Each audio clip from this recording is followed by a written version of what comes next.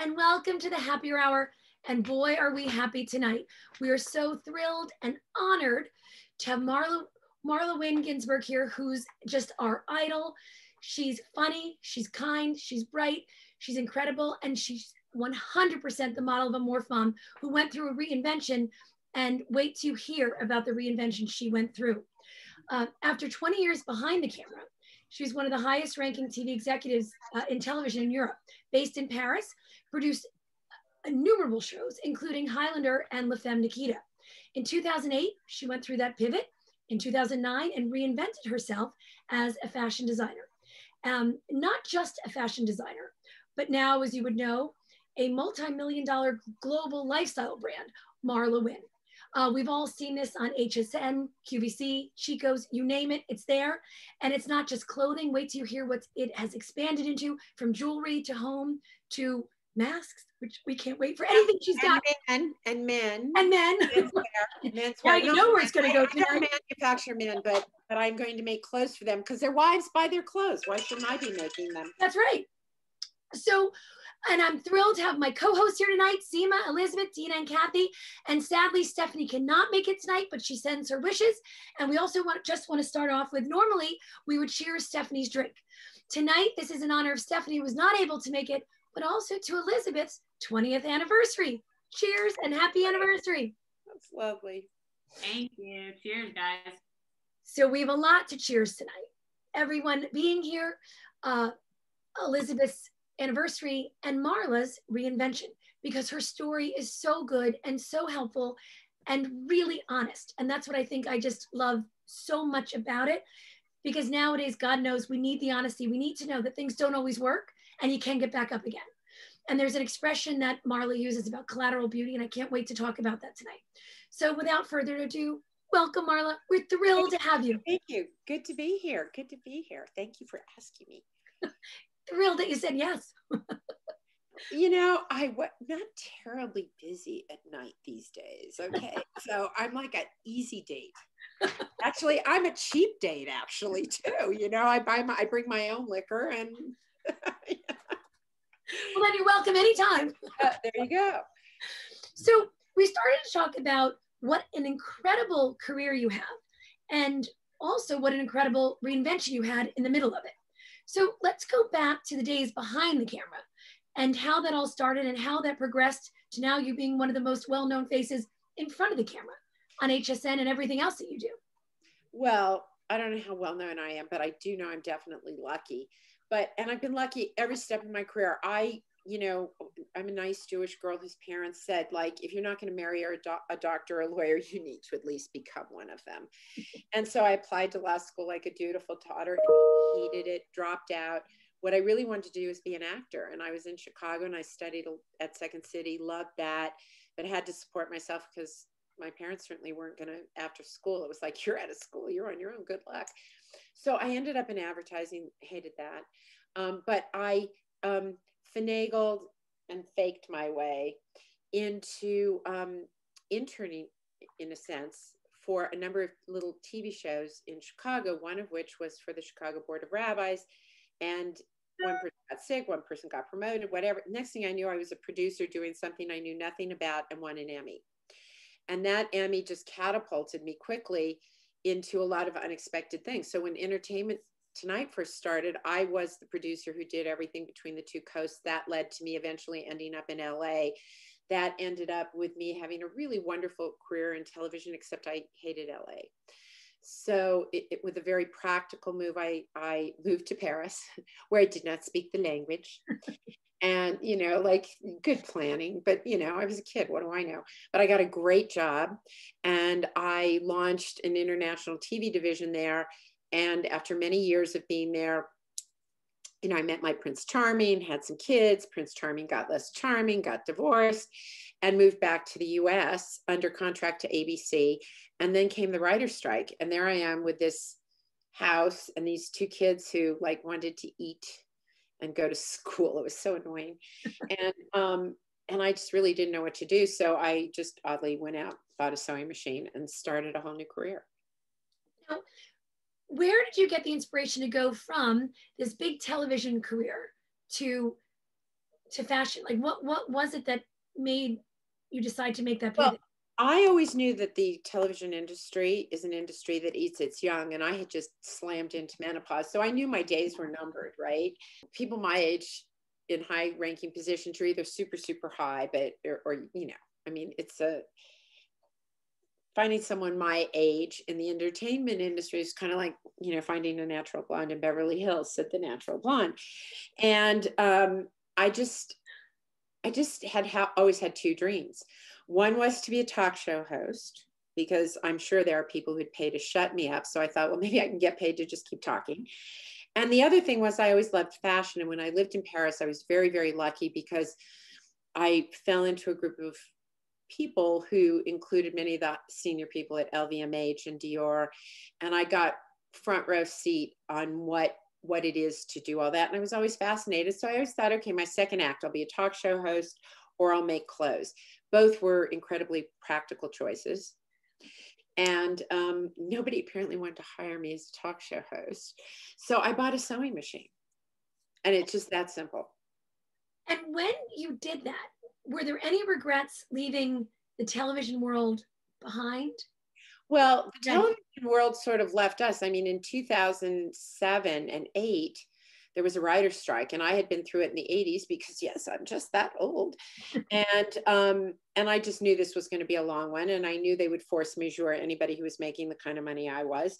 And I figured, you know what? I used to sit in meetings with people my age and go, "Oh, you're so old. Get someone young and cool and hip." And I realized, okay, maybe this is an opportunity. I knew the strike was going to go on for a while. And so I took it as a pause and thought, I'm not going to try and write a script, and I'm not going to go direct an independent feature, but maybe this is time for my second act.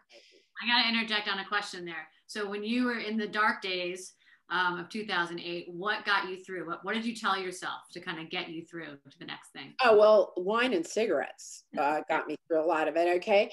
I mean, and just, I had 2 kids and I was a single mom, and, your kids can be amazing motivators. Like, they didn't ask for the mess I was in. I was in the mess, and it was my job to get us out of it. So that motivated me. The incredible kindness of strangers motivated me. You cannot believe how many people just run for the hills. Like, ooh, is failure contagious? And then there was this amazing group of people. And I will tell you, a very dear friend of mine and his wife, Rick Kellard, and his wife, Jane, he was a big writer. I was a studio exec. We had nothing to do. We lived kind of near each other. They would come over probably 3 nights a week, and I'd be at their house 2 nights, and we drank and we ate great. And I would keep showing them. I'd keep doing these little fashion shows of things that I was doing. We weren't even close before the writer's strike, really. We became close because of it. And there's something, this is a terrible time we're in. This is a difficult time, and so many people have been so adversely affected by it. But there's this thing called collateral beauty. And I think I had the ability to find it in a number of difficult times in my life, this being one of them. And that got me through, and a handful of my best friends who love me and all my icky bits. So when you start doing this, and now you're getting a knack for it, you're beyond just a sewing machine in the garage, and it's starting to develop. What's how do you figure out what the next step is? And as you said, you also had the pressure. You had 2 kids. It was a whole new world for you. How, and especially right now, for those out there who have had to pivot or now in the middle of something like this because of 2020, and they need to figure out what to do. How did you figure out, and how did you even have the courage and fortitude to do it each day? Well, I have a rule, which is you have to do 3 things every day to move your life ahead. And that's whether your derriere is on the ground or you're flying high. Like, every day, with all the different things I have to do in my life, there's short, mid, short, mid, and long-term goals. And I think you do that. You get up and you do it. You don't reorganize the silverware drawer. You get up and you go do the work. And I will tell you, and it sounds trivial, but it is just a fact. I Googled my entire career. There is nothing you cannot Google. Yeah. And I started looking for where is the white space in the apparel market? What do women need? I wasn't going to chase millennials. You know, I have two of them of my own and they have no money. They have no loyalty. I'm like, no, I'm not going to do that. And, you know, I just started looking to see where's their white space. And here I was 50 years old. I was a microclimate. And it was sort of like, you could either buy clothes that made you feel like a refugee from an artist colony, or I don't know what what was I going to wear?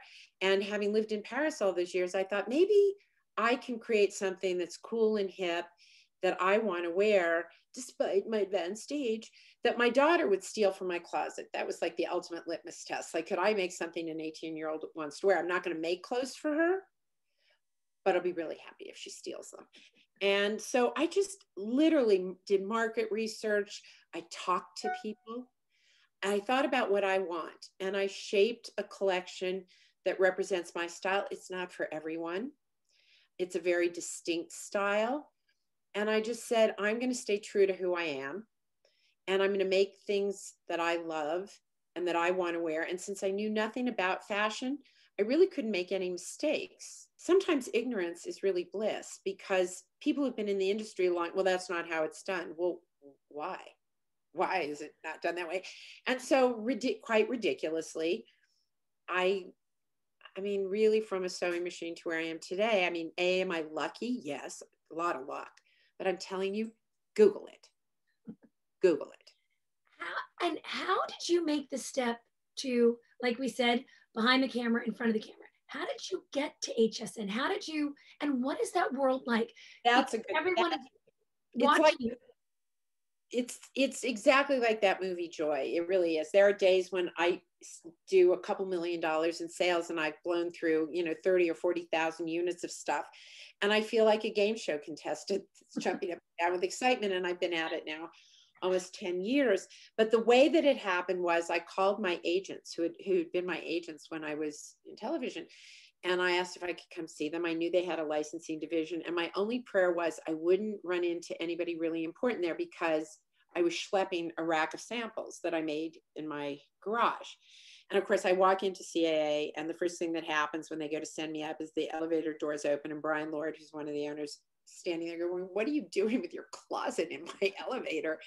And I said, "Well, you're my agents. There's a strike. You haven't done shit for me. I have 2 kids who want to eat. And we're moving into your 6th floor conference room." So he laughed, because, if I'd come in with a little film that I did during the strike or this or that, he would have understood. And at that time, everything I made converted into something else. Like, this was the first necklace I did. You can wear it as a belt. I did a vest. You wear it one way, it's short. You wear it one way, it's long. Like, I thought I had to have all these bells and whistles and tricks.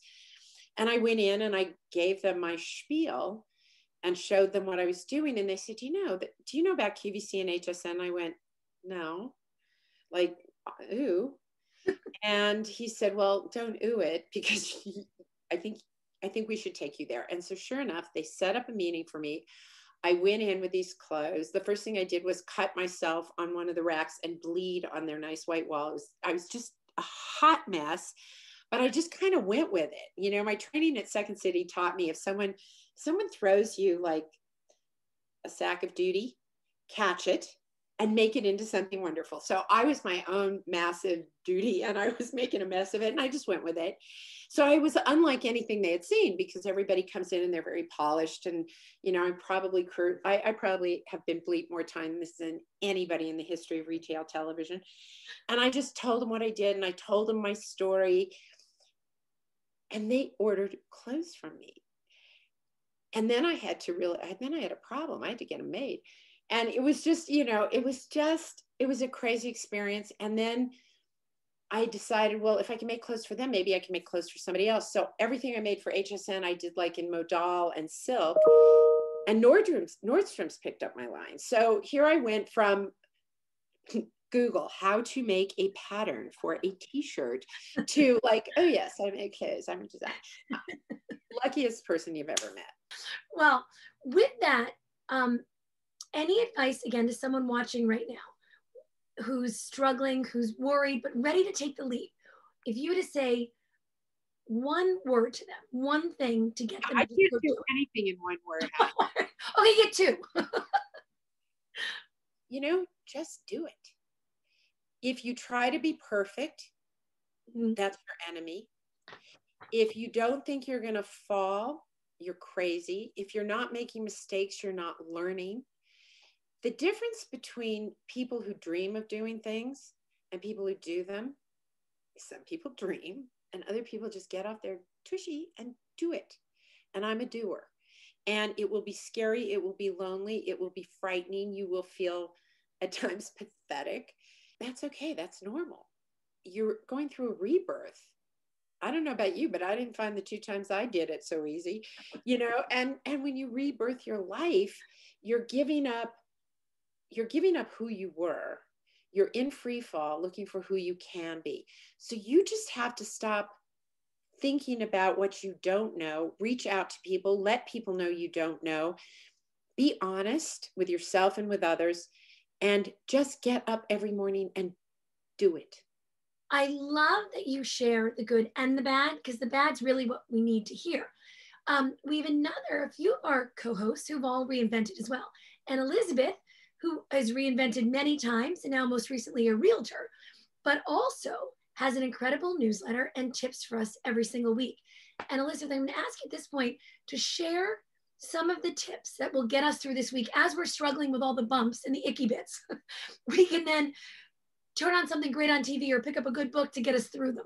Well, all I got to say, Marla, is I want to needlepoint everything that is coming out of your mouth right now. So on a pillow in half. So that's like a whole nother accessory line right there. Well, as you all know, I always try to find something that is inspired by our guest. And tonight, number 1 is a series called Call My Agent. Oh my God, I love that show. And by the way, produced by people I worked with in Paris. It's fabulous. Okay, so I assumed that. I'm binging it right now, and I'm upset with my friends that have not told me about it, because it's like what Emily in Paris should have been.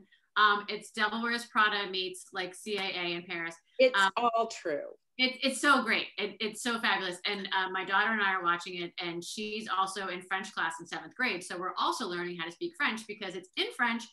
On the complete opposite end of the spectrum, The Stand, which is an old Stephen King, has been revamped for 2020 with James Morrison, who you know we all love, and Amber Heard, and it's quite fascinating, and we've been really enjoying it.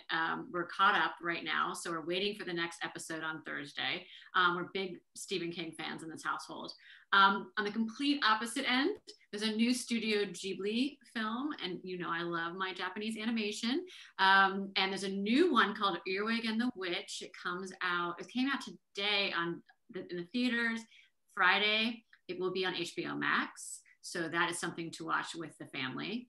And finally, there was a great article in the New Yorker this week about Joan Didion. She has a new book out.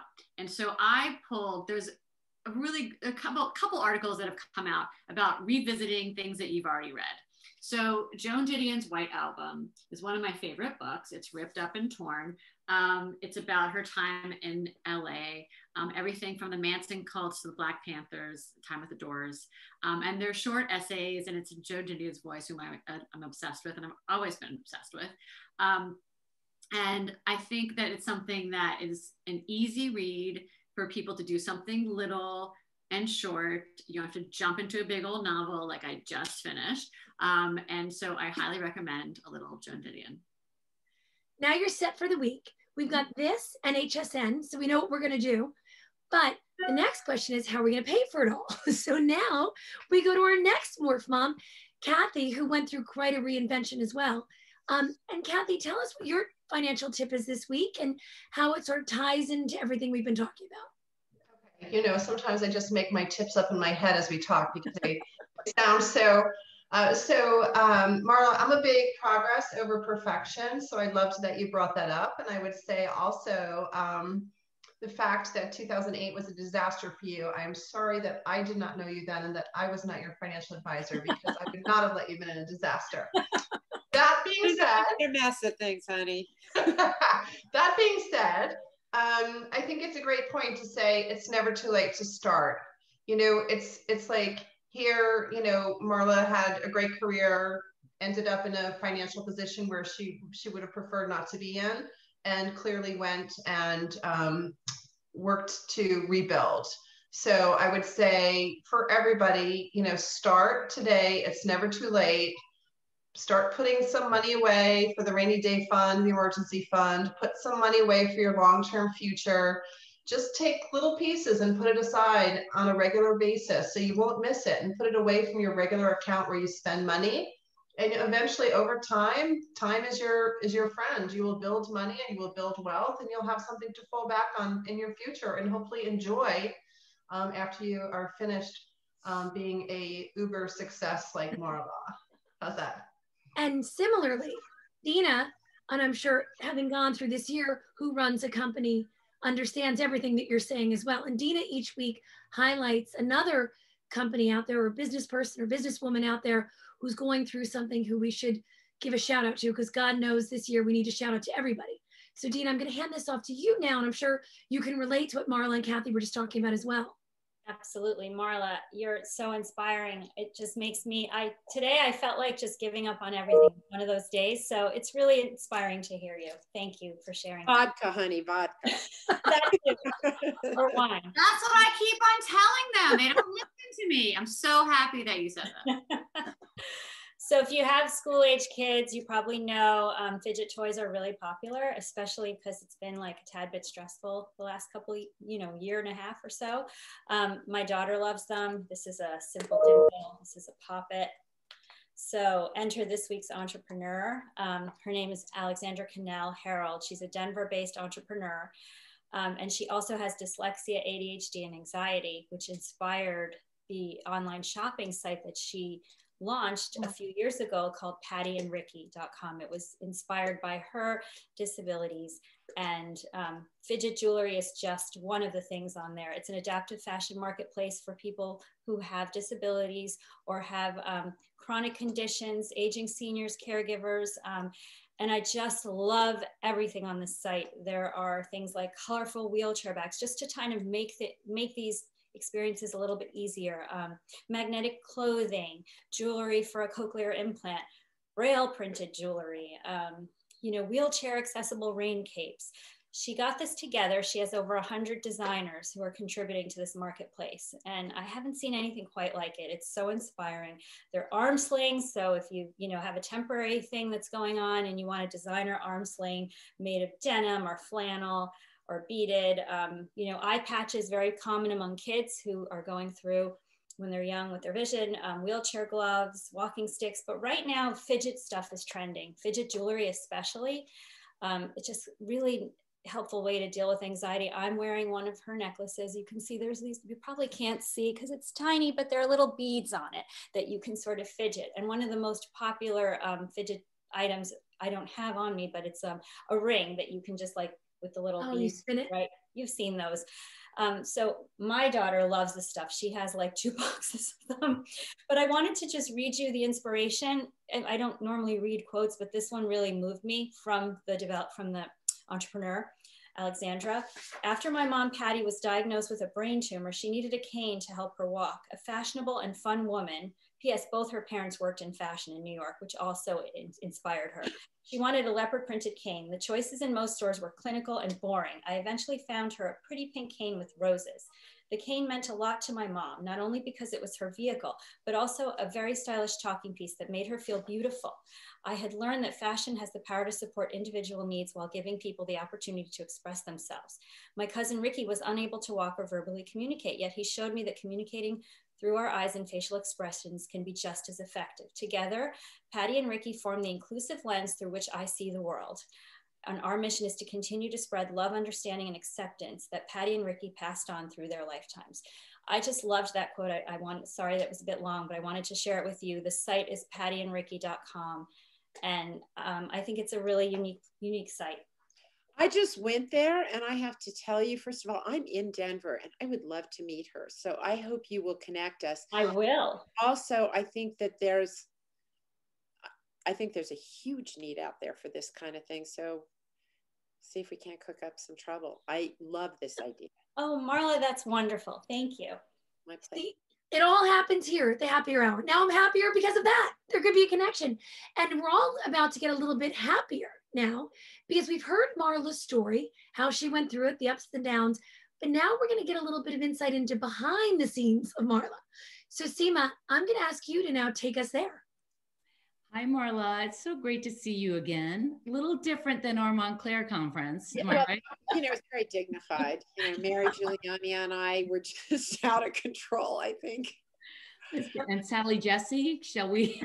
I left. It entered the room and I had to go. Not because I was really excited to meet her, but it was craziness. I heard it was supposed to be fabulous. Total mayhem. Fabulous event. So this is a part of the show that we just ask you some personal questions. And if you can't answer them, or if you don't want to answer them, we just move on. So first one, if you could bring back a fashion trend from the past, what would it be? Well, to be honest, I have my favorite thing, which is Audrey Hepburn cigarette pants. They're like my favorite. Me too. Me too. So, oh my gosh. So if there's something I want to bring back, the nice thing about having your own business is I just do it. I love that. What do you love to cook for your family? Oh, crepes. Ooh. Who is your inspiration? My children and my mother. Oh, I love that. If you could have dinner with one person, living or dead, who would it be? Maya Angelou or Madeleine Albright. Wow. Do you have a hidden talent? No, I don't think so. I mean, oh yes, I have a freakishly hidden talent. You can put me down in front of a piano and put my hands anywhere on the piano, and this sort of Keith Jarrett-y stuff comes out of me. And I'm not a religious person. I don't believe in past lives, except maybe, because it is a freakish hidden talent. Well, great answers, A+. Well, thank you. Awesome. Well, we need the fashion show next too. Exactly. That's right. Well, I would love for you to see my clothes, because that really is my artistry, and it's really what I'm passionate about. And I will show you one thing if I have it here, which is that we are really honoring women of the world. So if you know somebody, I can be reached through info@marlawynne.com. And here's the idea behind these. So for the 100th year of women's right to vote, and these are all sold out. I'm not selling you anything. I just want to show you something so you get inspiration. So we did these beautiful scarves of flowers, because I felt like, that really represented a period of importance. I am very influenced by African tribal jewelry. This comes from both a slinky and some beautiful metal bracelets that I had seen, and I studied a lot of their artwork. So this year we wanted particularly to sort of honor the dignity and beauty of African tribal women and their strength and their beauty. And for 2021, we're starting a new program where I'm working only with women artists. And the first thing we're doing, which I'm so excited about, I think I'm going to cry. Sorry, that's what happens. We're honoring frontline workers. We found 2 nurses who worked the front lines, and a young woman, 24 years old, so talented. And she did 100 paintings of 100 frontline workers, and we selected 2 of them. And we hope to be, we've identified a charity. We hope it'll work. And so every time I do one of these scarves, 100% of my net proceeds will go to the charity that we pick. And we want to, I want to portray women around the world. Do you know that of all the artwork acquired by American museums, 11% are done by women? So here's to women artists. I'm looking for, emerging artists that can benefit from this, things that are symbolic and important to us. And then when you put them on, they're just really pretty. So, that is just like my pet project for the year. Is there anyone out there who has not been completely inspired to get going, to understand they're going to get bumps? They're going to be a lot of icky bits. But when you look at Marla, you can do it. We can all do it, and we can do it together. And while we're doing it together, we can help others. So if there's no better message tonight that we've learned, keep morphing.